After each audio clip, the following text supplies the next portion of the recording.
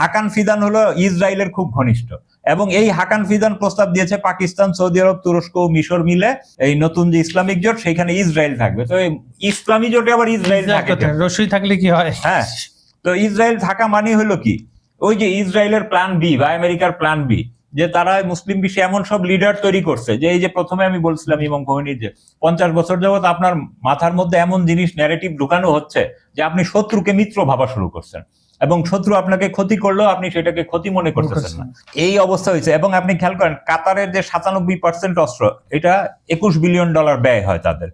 তারপরে কুয়েতের $3 billion, Saudi আরবের $40 বিলিয়ন, আরব আমিরাতের $6 বিলিয়ন, পাকিস্তানের $4 বিলিয়ন, মিশরের $3 বিলিয়ন।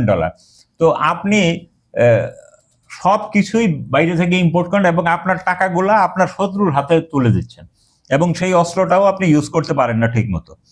তো এই অবস্থায় যে আপনার এই সামরিক সক্ষমতার অবস্থা তো বুঝতেই পারতেছেন যে কি অবস্থা হবে।